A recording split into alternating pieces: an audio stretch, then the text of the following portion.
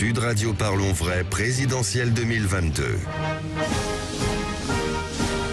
Bonsoir. C'est présidentiel, ça. Et mon cher Philippe Rossi, Éric Zemmour et Guillaume Pelletier n'ont pas toujours été sur la même longueur d'onde. Eh oui, c'est le moins que l'on puisse dire. Éric Zemmour et Guillaume Pelletier n'ont pas toujours été copains, hein. Disons le pire, les deux se sont plusieurs fois accrochés sur des plateaux de télévision. Petit souvenir. Nous sommes donc en 2012 sur le plateau de l'émission Zemmour et Nolo, c'est sur Paris Première.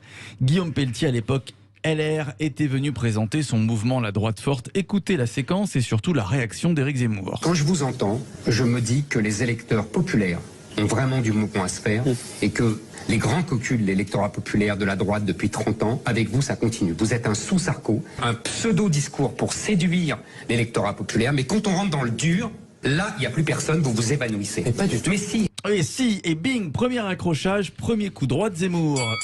Oui, premier coup droit, car il y en a eu d'autres, hein. Une autre preuve d'amour de Zemmour à Pelletier, c'était il y a 4 ans après les élections européennes, le tollé pour le parti de droite.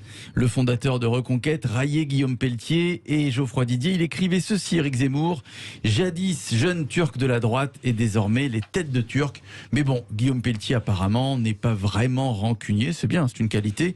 Dimanche, il est devenu le porte-parole d'Éric Zemmour. En tout cas, le temps de la campagne, sûrement. Tiens, petite question philosophique, on a 2 minutes, je vais vous la poser, Philippe Bilger. Les ennemis d'hier peuvent-ils être les amis d'aujourd'hui, Philippe? Mais bien sûr, et c'est pas forcément au nom de la morale, parce que Guillaume Pelletier, où il est masochiste, où il est évolutif et donc un peu cynique. J'aurais tendance à proposer la seconde branche de l'alternative. Lorsque Éric Zemmour sera battu, il récupérera les électeurs. Et voilà. Tiens, puisqu'on a commencé avec Zemmour, je vous propose de finir avec lui, de finir en tout cas avec une de ses propositions, le retour de la blouse ou l'uniforme à l'école. Symbole de l'égalité sociale. Il n'y a plus de différence entre les enfants. Oui, avec Zemmour président, avant d'aller à l'école, vos enfants ou petits-enfants ne seront plus... Non, ils ne seront plus sapés comme jamais. Ils mettront, comme tout le monde, leur blouse, n'apprendront plus une langue étrangère dès la primaire comme c'est le cas aujourd'hui. Non, avec Zemmour, ce sera le latin ou le grec, c'est au choix. Le candidat veut rétablir l'autorité à l'école. Bref, vous l'avez compris, avec Zemmour, c'est le retour à l'école d'autrefois. Tiens, une petite réaction de Michel Pouzol et de Christophe Madrol.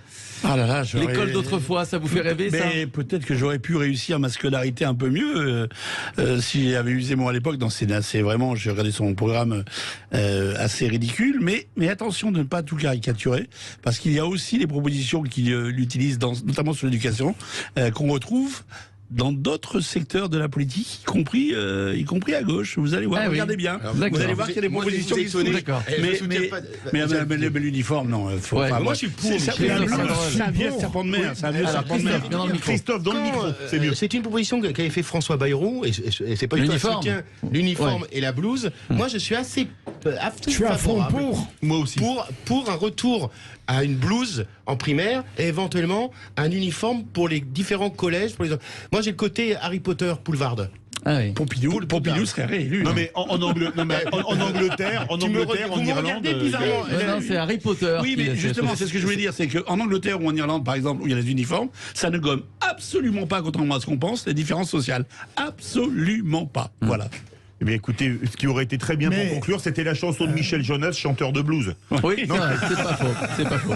Oui, Philippe Bilger, un mot très rapide. Non, rien, je ne voudrais pas déflorer ce remarquable trait d'esprit Merci beaucoup. qui est si rare chez vous. À 18h30, notre grand débat. Annonce sur la sécurité. Macron fait-il campagne avec notre argent?